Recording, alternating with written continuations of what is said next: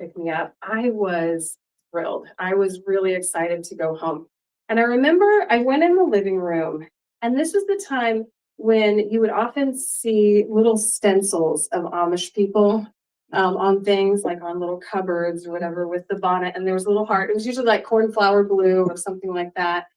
And I remember looking at that and thinking, that's not the whole picture. I realized how easy it is to see people, but not totally see them. Because they weren't just bonnets and horses and buggies. They were mothers and cooks and bullies and business people and storytellers. And I may have been young, but that's a lesson that I've tried never to forget. That's cool.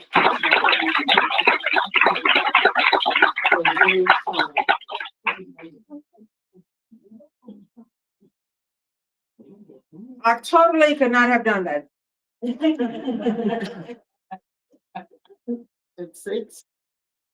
6, 10, 20, 75. No. I remember my first camping experience was with GAA, the Girls Athletic Association. Back in the days when you couldn't wear pants to school, but they expected you to play basketball. And you had to wear those bloomers, you had to change it to gym clothes. That was the stupidest thing I've ever heard of. Anyway, I totally got in trouble for wearing culottes to school. And it was my geometry teacher who ratted me out. But we went to camp for some reason. I don't know what the reason was. But we did have cabins to stay in. So I don't mind you, but did you go back again? Oh, no. Okay. So I like to learn from your lessons. Listen, do you know that we will be meeting in August? Don't have a date right here. What is this? 19th. The 19th, okay. We will be at Blind Owl Brewery. And the theme is, Jacqueline, fence. Could be fences. It could be don't fence me in. I don't know. Fence, that's all I got. It can be as detailed or as broad a topic as you want, but fence is a topic. We're starting our 39th season. We'll have national and local storytellers, as well as our usual emerging stories. And If These Walls Could Tell, and our fundraiser, Talk of the Town. If you want to help us out, like those few people who helped me for my birthday, they texted SAI to 44321 and made a donation to Storytelling Arts. Now, you don't have to do this, but we like it when you do. Right now, I'm reaching into this lime green basket, mixing it up. Oh, Rick Phillips, it's your time.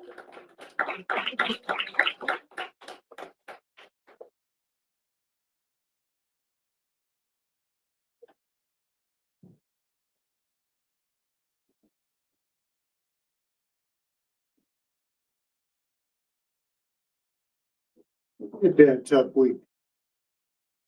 Really been a tough month. I was development director in Kokomo, and it started snowing right after Christmas. And it had snowed from Christmas all the way up until about the third week of January. We had somewhere around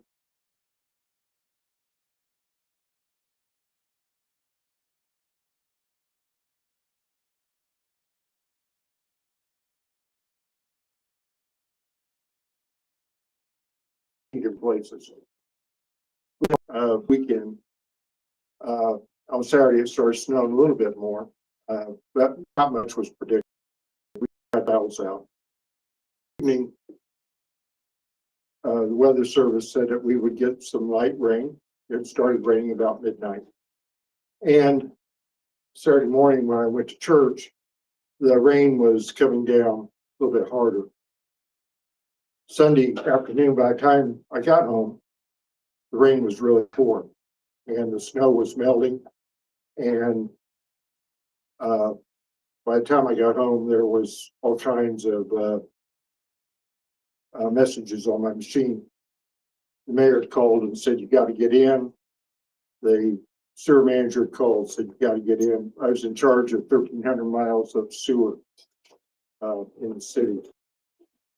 And it was clear we were rushing right to the 1933 lead level, which is our 500, which was our 500 level. And there was real panic that we might get to the 1913 lead level. I got in, we lost over 40 residents. And I was in charge of evacuation. We had another whole team that was in charge of saving the plant, the sewer treatment plant. It was a tough Sunday. Toward the middle of it, middle end, I went down to the senior center, which was in no danger. And I brewed a pot of coffee. It was right along the river. I brewed a pot of coffee, turned on the lights, and reported that my station would be at the senior center. I flipped on the lights, brewed a pot of coffee, sit back, and watched the river go by. Well, I was watching the river go by, and I got a call on the radio from Digger. Now, Digger was our cemetery director, and Digger called, and he said, "Where you at?" And I said, "I'm at the senior center." He said, "That's perfect. Let me know if you see anything strange." Okay. So I'm watching, and he said, "Have you seen anything?" You called back, "You seen anything strange?" I said, "No." He said, "We've got poppers." Oh. I said, "Digger, what's a popper?" And he said, "Well, you won't believe this, but caskets, when they get covered by water, they float away." No. He said, "Right now, as far as we can tell, we've got 7 poppers." He said, "They're floating down the river." Huh. He said, "Let me know if you see any poppers." I'm looking out the thing, and I called him back. I said, "Digger, I think I see a popper." And he said, "Oh my God, you've seen my first one." He said, "That's fantastic." So I'm looking out. I said, "No." I said, "Digger, I think I've seen another one." He said, "That's great." So in all, we had 7. It took us 2 weeks to retrieve 7 poppers. We caught 4 of them in Lafayette. We caught the other 3 outside of Kokomo on the west side of town. And I had to go down and identify, because I was the first one to see them. Because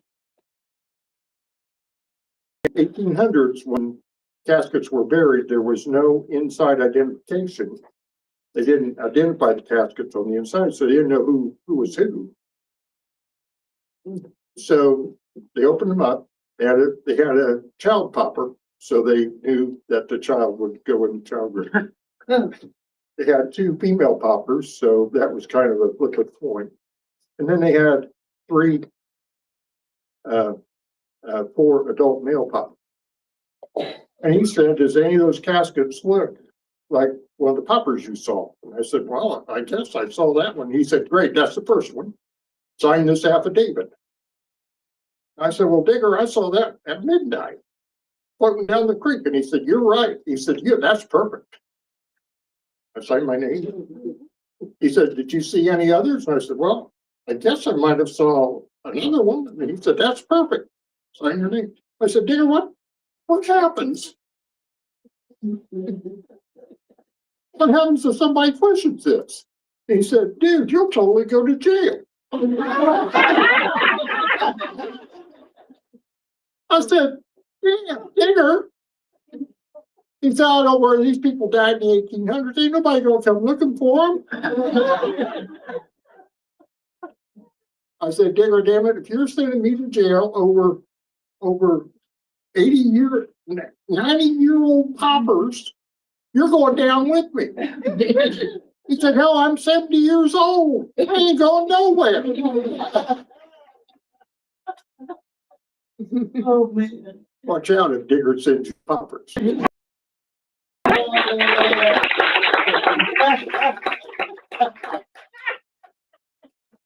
Hilarious. I don't want to be a pauper. But I don't want to have to identify that. That was, Fun. and at night, that's hilarious. You are a brave soul, brave. You know, that still happens today. Y'all know that, right?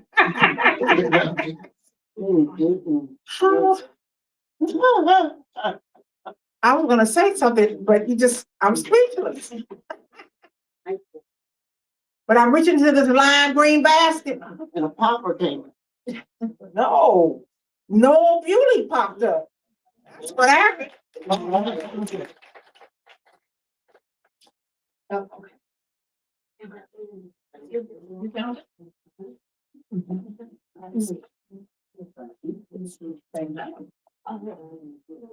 Just this winter, my wife looked at me and she's right there, so she's hearing this. And asked her.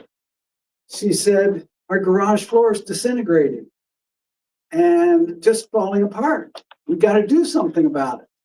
And so she had been to a home show and met a guy who did garage floors. We invited him to our house to give us an estimate. And he went through the whole thing, how long it was going to take. One day to grind the floor, another day to put sealant and the material down. Then you have to wait 24 hours to let it dry. Then you're done. It wasn't quite like that. First, some way you have to totally empty your garage of everything on the floor and everywhere else. And so we said, well, I'm 76. I'm not moving a workbench. And he said, I know a guy, you pay him, he will. Oh, but he's not with our company. Make sure you know that. Pay him. He will get a U-Haul. He will take that U-Haul, pull it up in front of your house, empty the garage himself. All by himself. He will charge you for the U-Haul and his time. Then he will bring it all back. That became a problem in that he thought he was going to take that U-Haul, a 20-foot U-Haul, and put it in my driveway and leave it for 5 days. HOA was not going to have that or the street. And so we had to come up with another solution, which turned out finding a moving company that had moved us into that house. And they said, we have an extra truck. We will pull up in front of your house. And that was the thing. We didn't want it in the driveway. Our driveway was already crashed. Pull up in front of your house, take everything out to the truck, take it back to our moving area and keep it until you want it. And that was the solution. We are still at about 5 to 6 weeks. Well, my wife thought this stuff is dirty and grimy and has 20 years of cobwebs and dust and dirt. And we need to clean all this stuff before we put it back in our house or in our garage. And so she does. I mean, she washes everything, she scrapes everything, she cleans off all the workbenches, hoses down the cabinets, does a great job. The people come and they take it away. And what I thought was about this high above the floor, we could leave. But she didn't think so because they were going to grind it and dust was going to be all over the place. And she asked the guy if he was going to blow the dust off, and he said no. And so we had to empty everything off the walls too. I sale. I swore 5 years ago we would never do it again.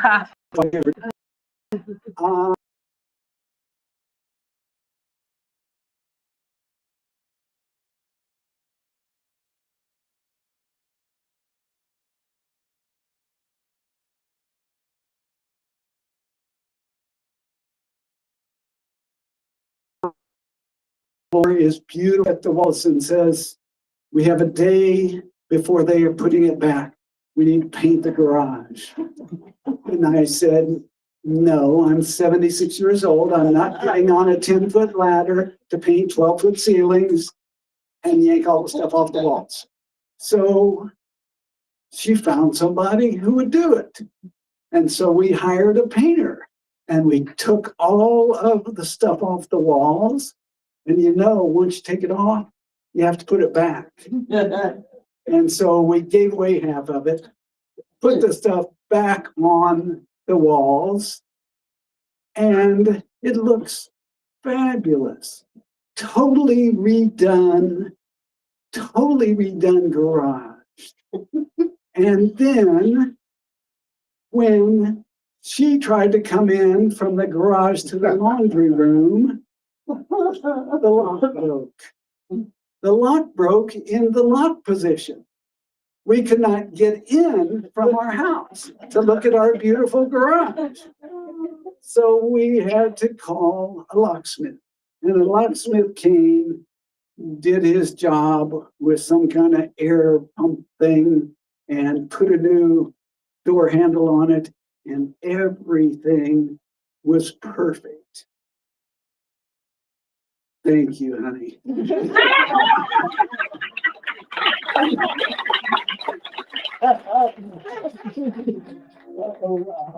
You are a wonderful wife. Yeah.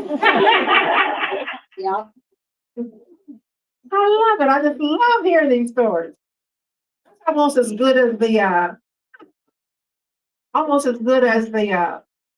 first date. That was a good one. Now listen, you might want to know that the presenter for the history and legacy of Robert Settlement will be Brian Glover, who is the vice president and board chairman of Robert Settlement, a historic community founded in 1835 in northern Hamilton County, Indiana, by free people of color seeking freedom, opportunity, and self-determination. Now, it's a free event, but we'd like for you to register, please. Remember, that's tomorrow, 6 p.m. to 7 p.m. at Indiana Landmarks. All right, now let me reach into the lime green basket. Every time I reach in here, I mix everything up. I'm pulling out the next teller, who is, Jennifer Clay.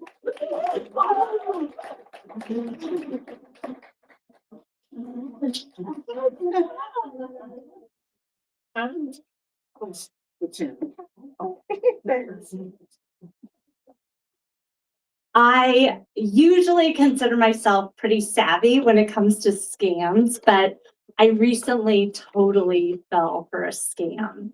I was at my local Aldi and a woman came up to me and handed me a note. And the note said that she had 2 children and needed to buy groceries and gas. And I said what I always say. I said, I don't have any cash, but I'm happy to buy some food if you need it. And she seemed so genuinely grateful and relieved. And she brought over this other woman who she introduced as her mother, and the mother's crying and hugging me. And they go off to shop. Now, if you don't see where this is going, you can Google grocery store scam Indianapolis, as I did when I got home. And it describes my experience step by step, starting with the handwritten note and ending with a cart full of expensive non-essentials. It reminded me of that game show that was on in the 1990s called Supermarket Sweep, I think it was called. And so where the contestants would race through a grocery store and try to grab as many high-priced items as possible as the clock ticks down. So these 2 women go off to do their supermarket sweep. And I, meanwhile, check out with our groceries, and I'm bagging my groceries. I see the 2 women in the back of the line, and I give them a little wave. And then when it's their turn to check out, I quickly go over and scan our credit card, and then go back to bagging because I wanted to respect their dignity and privacy. Now, if at this point in the story you're thinking, I'm a total idiot, I agree. On the way home, from Aldi, I played a game with myself that I call "If I Could Go Back in Time," and I think of all the things I would do differently in this scenario. But anyway, as it was, I was bagging my groceries, trying to give them some space. But I see out of the corner of my eye that they're getting a lot of stuff, cans and cans of mini Sprites and green grapes and packages of prosciutto and Tide and the Aldi salami collection, which I've never tried. I'm starting to ask myself some questions. I'm like, am I being kind or am I being scammed? And how can I say to these women, oh, I'll buy your canned mushrooms, but no prosciutto for you, so, and I'm still asking these questions when they scan the last item, the women thank me and rush out the door. And I go up to the cashier to get the receipt because at this point, I still don't know how much this cost. And I see an amount that I have never seen on an Aldi receipt, $449.18. By the time I get home, I am weeping. And I go into our house and my husband, Danny's there and our two boys are there. And I just say, Danny, I'm so sorry I was scammed. And I hand him the receipt. Meanwhile, Colby is like, are we poor now? Are we poor now? And I was like, no, we're fine, but I don't feel fine. I feel really sick about that amount of money. But Danny isn't upset or angry. He gives me a hug and he says, I am so proud of you for trying to help someone.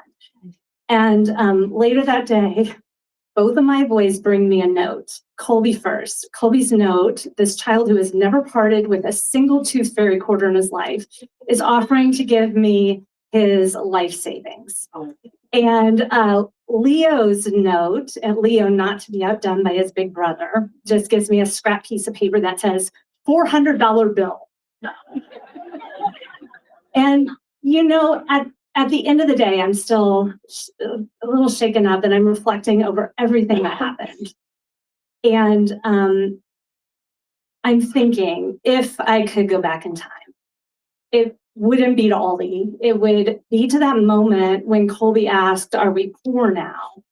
And I think instead of saying, no, we're fine, I think I would have said, Colby, it's days like today that make me feel like I am the richest person in the world. Thanks.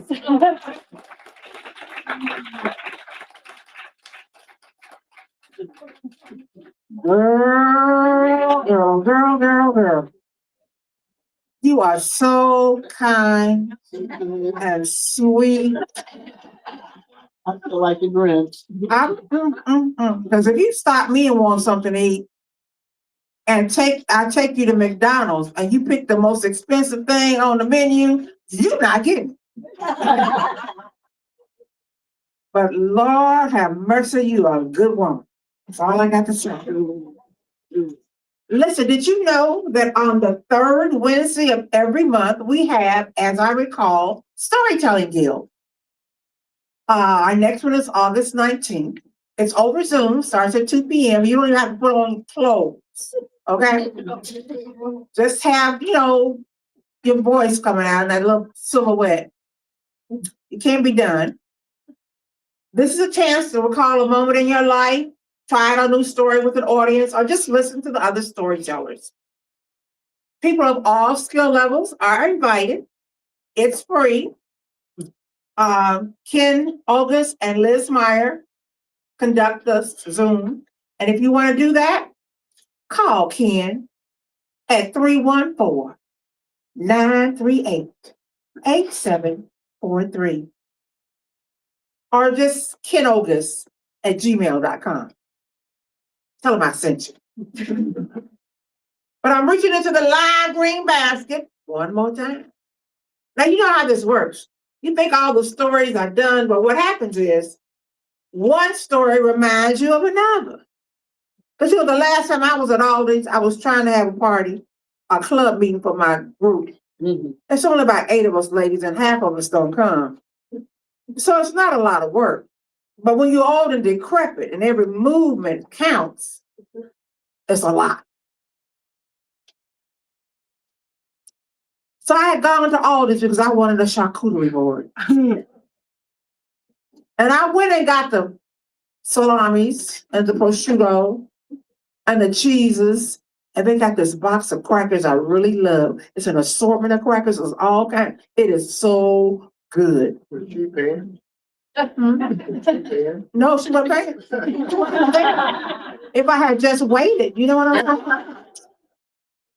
But I got it, and I got this big old container of Arizona green tea because I was making margaritas, and I have friends who don't drink. What's up with that? At any rate, I'm trying to get the buggy that I paid $1/4 for to the back of my car. I put everything, the 3 items I bought, plus the tea, and I'm in agony. And I'm trying to give my car to anybody. I'm waiting for this woman to get out of her car. She won't get out of her car. I know she needs this buggy. People keep trying to give you your quarter. I don't want the quarter. So this young man is going back to this utility truck. And he looks at me and he says, "Are you all right? Can I help you?" I said, "Yes." Yes. Because I'm totally in pain. And I said, "Here, take this card." He said, "No, I don't need a card." I said, "Well, take it. Well, I'll get you a quarter." I said, "I don't care about the quarter. Just take it." And he totally took that card. And I crept to my car, sat down in that seat, and I was totally on my way home before you could, swing a dead cat. At any rate, we're ready for our next teller. And it's the great and wonderful Shannon Sims. Yay.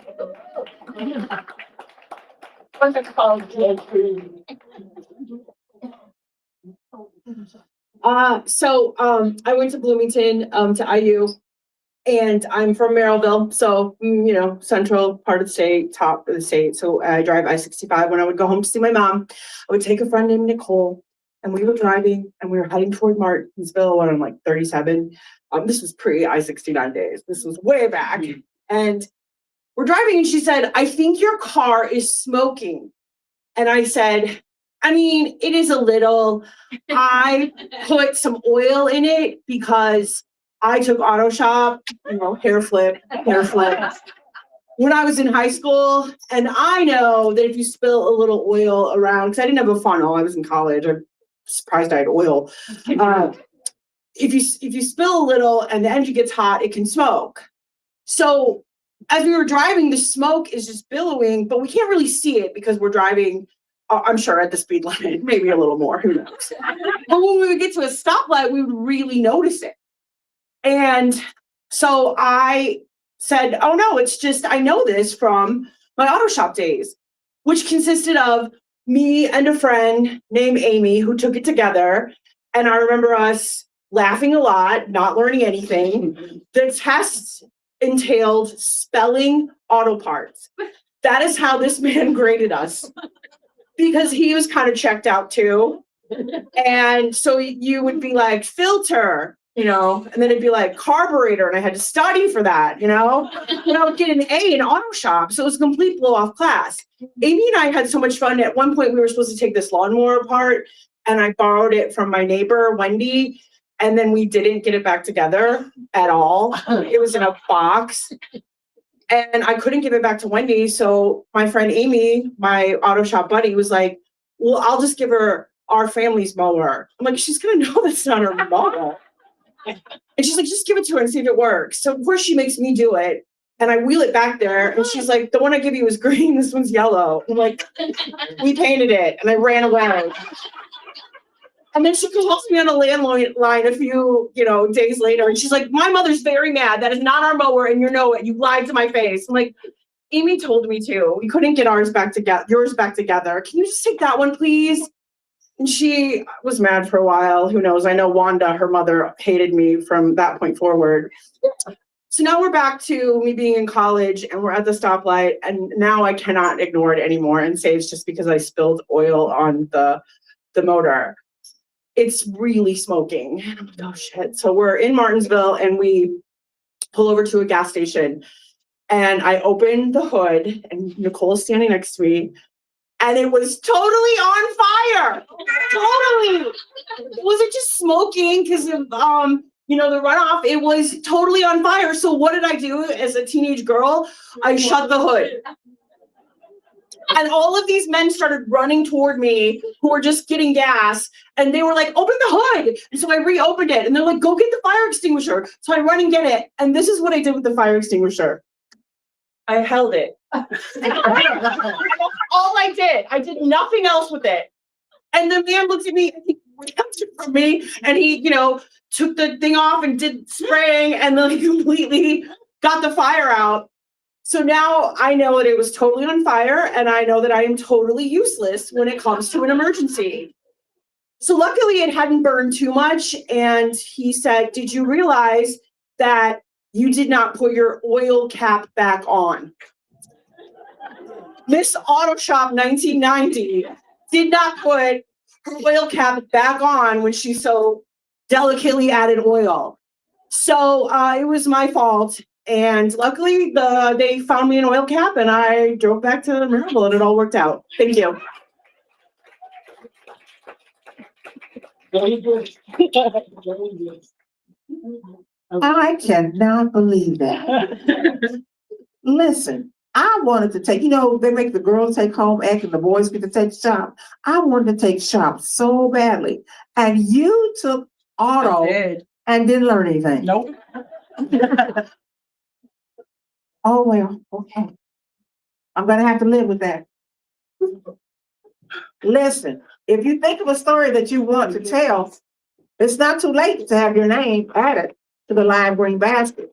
But I'm mixing them up again. The ones that were on the bottom are now on the top.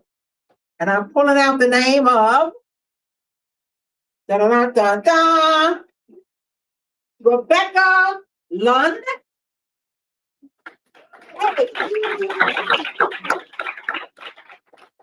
These stories are really good. Y'all making the judges work hard.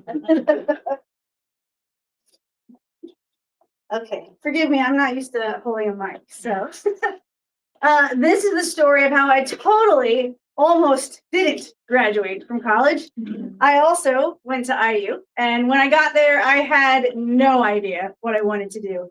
So I started with the basic, the core classes that would count towards any degree, and kind of designed my own path from there. I studied philosophy, logic, Eastern religions, got a minor in business, but I felt pulled like the telecom studies. I was really good at videography, video editing.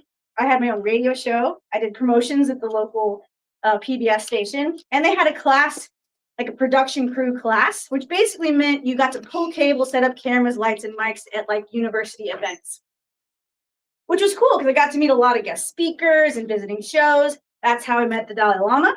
We shared a bow. It was cool. But I felt the pull to do something, create something I was passionate about. So I snatched the chance to take a 3-credit independent study class, producing a video, an informational promotional video for the campus's Rape Aggression Defense Program, the RAD program. As I was in the percentage of college women who had been attacked at a party, I was also in the smaller percentage that managed to land a lucky elbow and get out of that situation. The idea of spreading the word on how to get out of those situations really appealed to me. So I spent a good chunk of my senior year shooting, writing, editing this video. And I was really proud of it when it was done. And the university continued to use it about 5 years after I graduated. And that was awesome. Everything was on track. Or so I thought. About a month before I was supposed to graduate, I get a letter telling me that I'm 1 credit short. What? I had carefully calculated, counted, and designed my own path of that gigantic university. There was no way I was 1 credit short. That freaking crew class had the same number as the independent study catalog. And you could only have 3 credits of independent study to count towards graduation.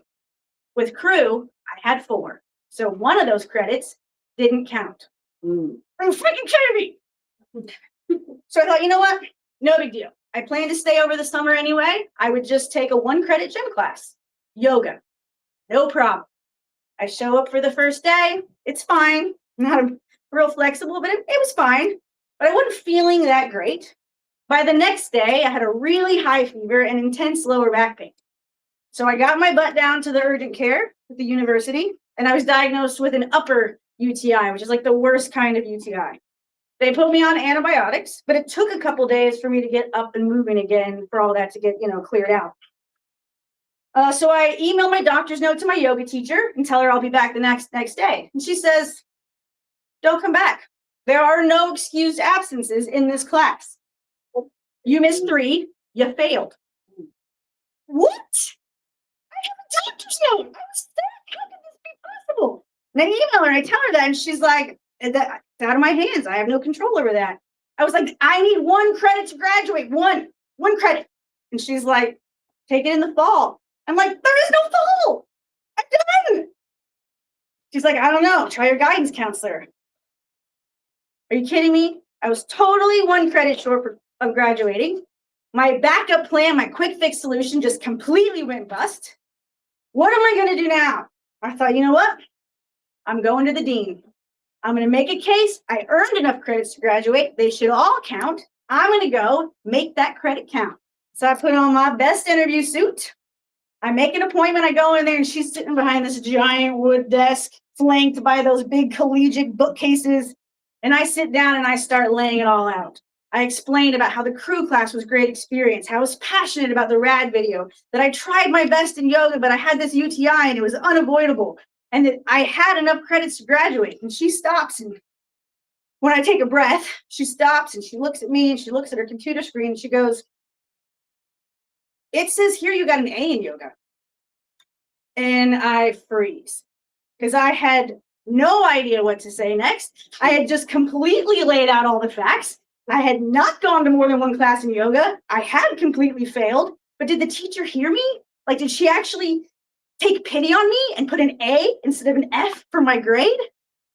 So I don't know what to say. So I look down, I say real quiet, maybe it was a mistake. And she goes, or maybe it was a gift. And so I stood up, I fumbled through a million thank yous, and I ran out of there. And I totally had enough credits to graduate, even though one of them was technically labeled wrong.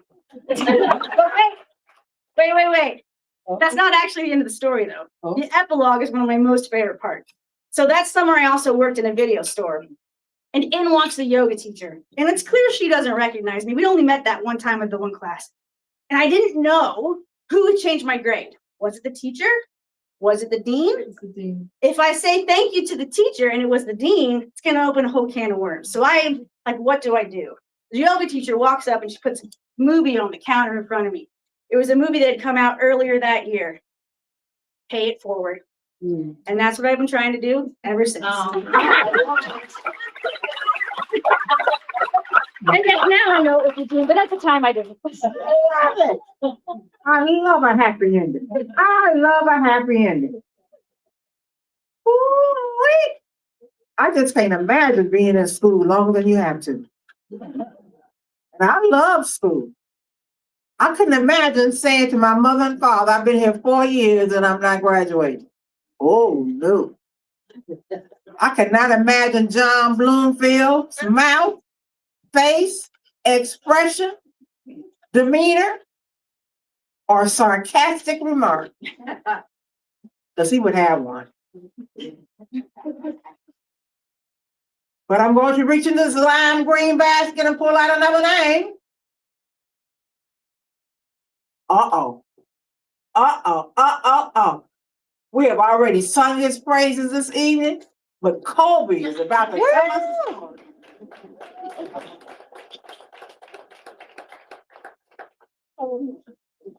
Hello. Hello. Well, it turns out Dad still went to this ice cream shop even though he saw police cars earlier that day because they totally missed me. So, that day we went with our friends to Brick's ice cream place. So we went there, we got some good ice cream. I went outside with my cup because I was really thirsty for some water. We talked. After that, we started walking back. Just then, when we were about to get to the car, I realized, oh, I'm holding this Bricks cup that was in Bricks and was supposed to be given back to the people at Bricks. So I tell Dad, I said, we need to go back. Dad says, like, we'll drop you off. So we did that, dropped me off, and I put my cup back. Now, it's a very short story, so this is about the end of it.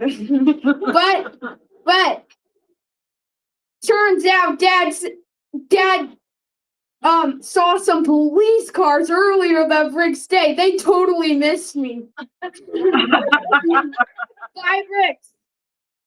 I mean, those police cars really need to stay on track next time and have the right times to be there. Thank you.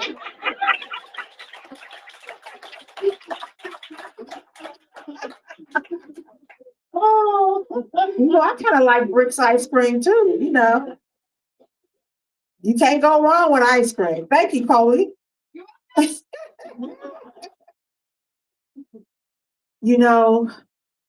I have an ice cream freezer that has not been used. It's electric. It is totally the opposite of the ice cream freezer we used to have as children, where our aunt and mothers would make up the custard and refrigerate it, and they would get the salt and the ice together and make sure that the lid fit properly, and they call in the first kid. And you churn and churn, and they wouldn't even watch you churn. And you'd have newspaper on top of it and had to hold down the handle as it got harder and harder. I asked my friend once, because I had a lot of milk at home and eggs. I said, do you have an ice cream freezer? And she told me no. But for some reason, upon a trip to Kroger's, they had a reduced price on an electric ice cream freezer that has been totally sitting in my garage ever since. But I digress. That's another story. I'm going to reach into this lime green basket. Uh-oh. They got a double fold on this. I thought I wasn't going to find this at all. But I did. Teresa Minton, come on down.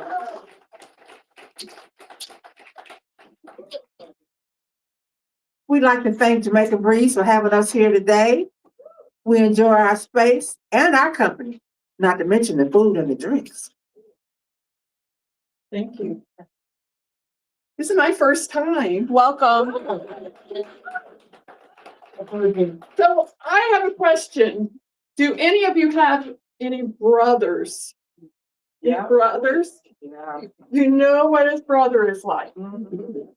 How about a sister? Yeah. Do you have a sister? Sisters? Yeah. Okay, you have brothers and sisters. We are in sync. We are the same, except how many do you have? Do you have 9? Anybody have more than 9? Okay, I have 9. So I am 6 of 10. 6 of 10 is totally different than having a sibling. Having 5 brothers and 4 sisters puts me in a totally different middle child situation.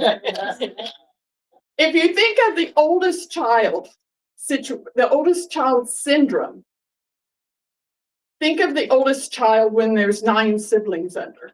She was oldest child, definitely. And the same is true for the youngest child. He had 9 on top of him, and he acted like a youngest child. But I was squeezed right there in the middle. I had middle child syndrome, which is invisible. By the time I was born, by the time I turned 3 years old, Mom already had 2 more kids. I was independent as a toddler. Had to be. She had too many diapers to change. One time, she took me to my grandma's house. Do you guys have grandmas? I'm assuming everybody has grandmas. Yes. Happy grandma. Well, I didn't know why she took me because the mother of 10 is very structured, very dominant. Do this, do that. I mean, it's really controlled. So to leave me at grandma's house, this was rare. This never happened before. Grandma is a totally different place. There's no other kids. It was just me and grandma. And she asked, what do you want for dinner? Nobody ever asked me what I wanted for dinner. It wasn't nobody ever asked anybody. Mom set the table, everybody came to eat. That was it. There was no, what do you want for dinner? And I wanted to be friends with grandma. I mean, I wanted to answer the question, but I didn't know how to answer it. What do I want for dinner? How do I do, as a middle child, how was I supposed to know? My older siblings weren't there to tell me. I just told grandma I didn't know. So she said, well, what's your favorite food? My favorite food? She's going to serve me my favorite food. What is my favorite food? I didn't know. How was I supposed to know? Nobody ever told me. And then I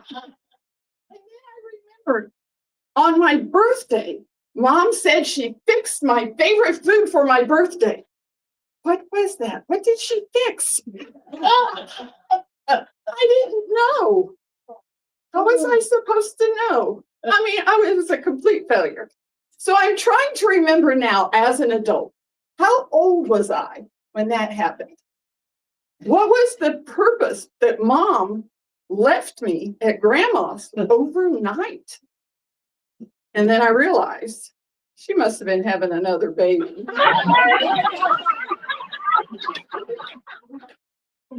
So was I 10 years old and it was when Steve was born? Or was I 6 years old and it was when my sister was born?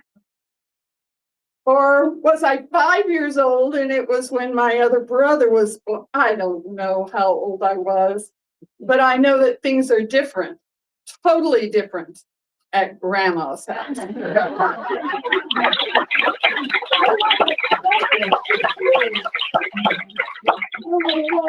Well, now I want to know what your favorite food is. Now I want to know what your favorite food is. Oh, I got all kinds of favorites now. Oh, that's funny. There's been such good stories tonight. Listen, just in case you forgot, our next meeting, August 19th, and the theme is Fence at Blind Owl Brewery.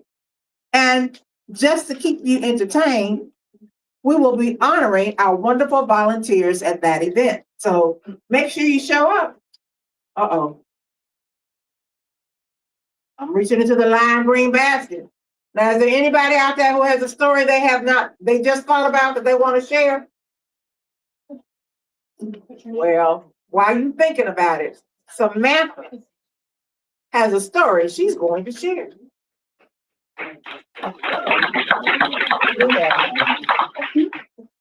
Yes. My husband and I just celebrated 10 years of marriage. And while in the grand scheme of marriage, that might not seem like a lot to some of you, it did give us a moment in time to reflect back to see kind of the obstacles we've overcome and how we've made it so far and how we've grown as individuals as well as couples. And I have started to realize that, as the saying goes, my husband is a man of many thoughts but few words. And I don't know, due to age or motherhood, get more delusional as years go by. Yeah. After we had our second daughter, I took both the girls to the park, and I had my younger daughter in the carrier, and my older daughter, I lathered her up in sunscreen and just kind of said, have at it, because I was going to be a cool, laid-back mom. And I texted my husband and I said, you know what I just thought of at the ripe age of 32? I bet these people here don't even know that I'm their mom. They probably think I'm their nanny. And my husband said, okay, hon, haha. And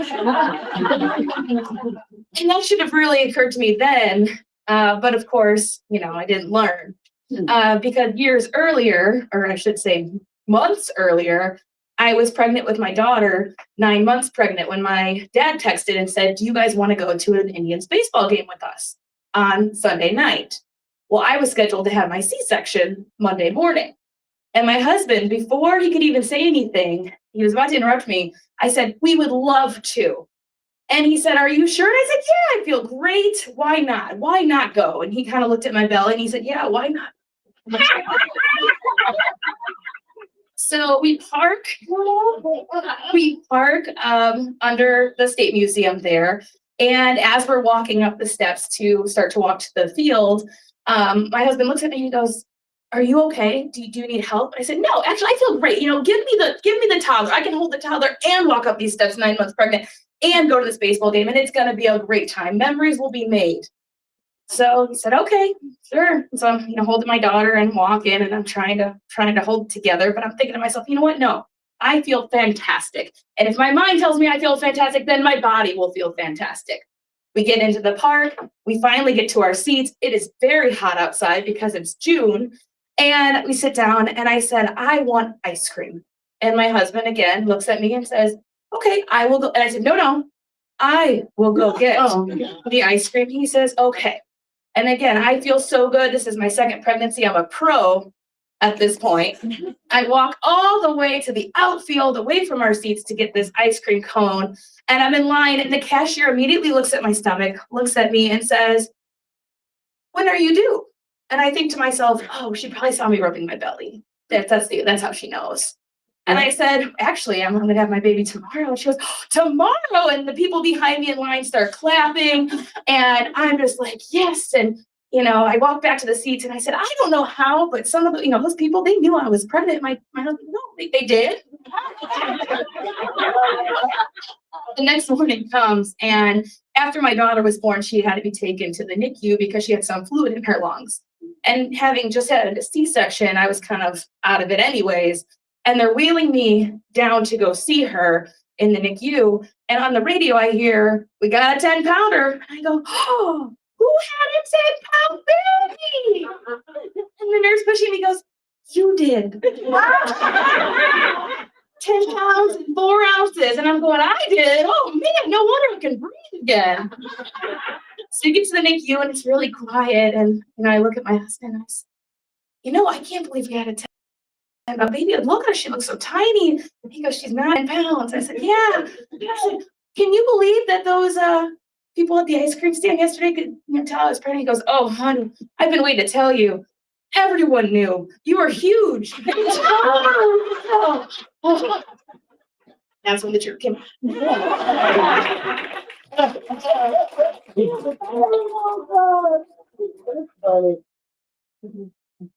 Anybody else got a totally? Oh, come on. Tell us your name when you get up here.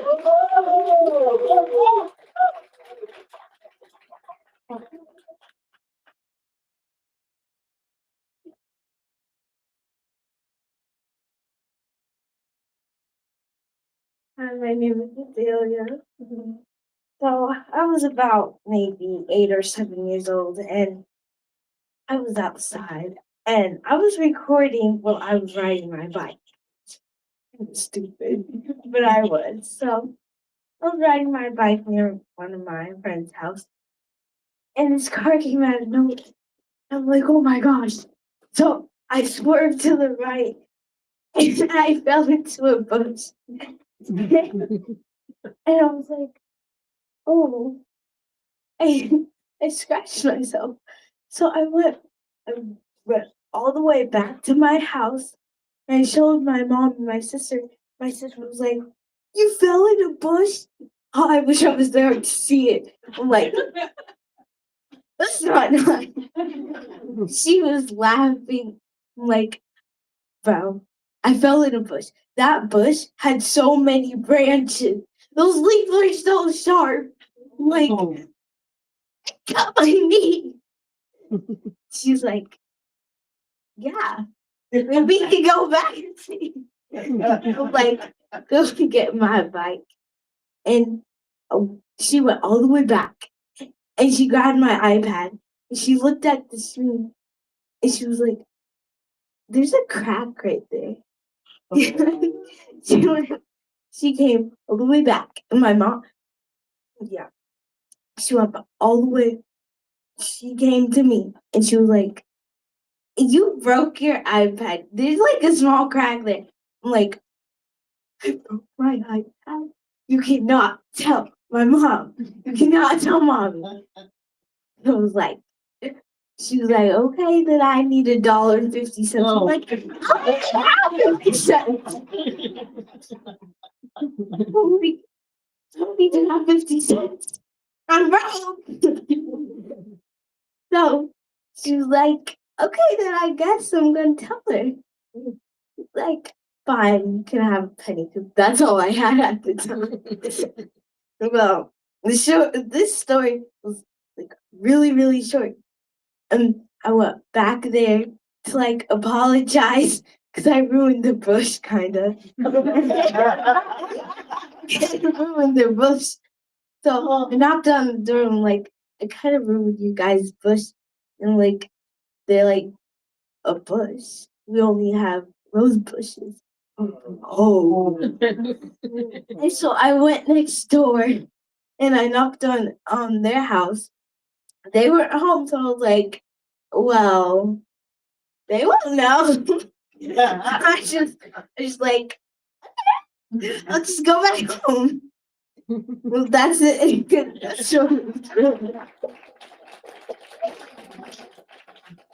Oh, you don't think you girl, you know. You totally got away with it, okay? Now your mom knows. Yeah. Anybody else? Azalea. Azalea, yes, Azalea. Anybody else got a totally story? Listen, Ronan is not here, you know this. But we pulled it off without him. But something you need to know. He did not leave the cash with us. So when we announce the winners, we'll be mailing you a check. The check will be in the mail. I'll need to get addresses. Oh, yes. Well, and we'll need to take your picture. But now do not forget. Fence. Didn't say fences. Fence. Ooh, that could mean a lot of things.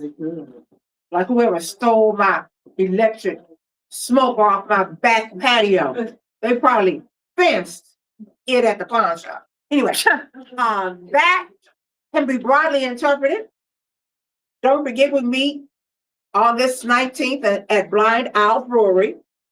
Don't forget about, as I recall, Storytelling Guild, August 19th over Zoom.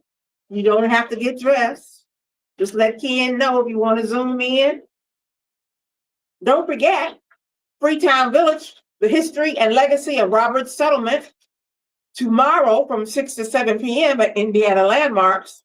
Go online, register for free, but they just want to know how many cookies to buy. Okay? That's really all I have to tell you until they tell me the winners. We'd like to thank Jamaican Breeze again. Thank you for having us. We're taking, are we having door prizes too? That will also be mailed. That's why we have you to fill out the goldenrod forms. I will be looking forward to hearing the tall tales and lies at the Pioneer Village.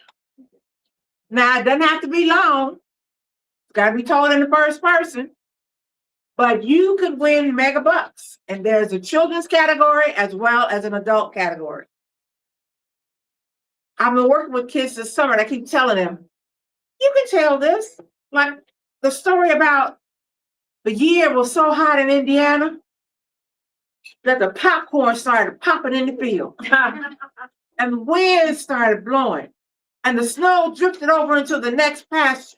And there were cows in that pasture. And they thought it was snow, and they started shivering, and they were so cold that all the cows gave ice cream. So think about this as you perfect your tall tale for our next liars contest. And you'd be surprised at the adults and the stories they come up with. And let's see if we can unseat the reigning children's champion, Kobe Clee. If you'd like to look at some past stories, go to YouTube, Storytelling Arts. There's lots of their stories online, and you can see some of those tales. Oh, you have a new website coming out soon? I don't know nothing about it. All right. Thank you. It's so good, I didn't know it. So good. All right, you have our, Okay. We are gonna have a drawing. You can put in your goldenrod slip. and I will collect those golden slips. He was there. Three. Action here. Yeah. Our third place winner is Rebecca. Is it Lund? Yeah. Yes, Rebecca.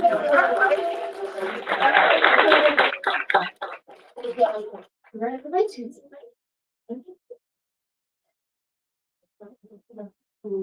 I'm missing a number. Our second place winner is Jennifer Cleve. The prize amount will not be $418. $400.18. And our first place winner is Shannon Simpson. That's amazing. That never happened. I'm sorry. I called you out personally, but you always win.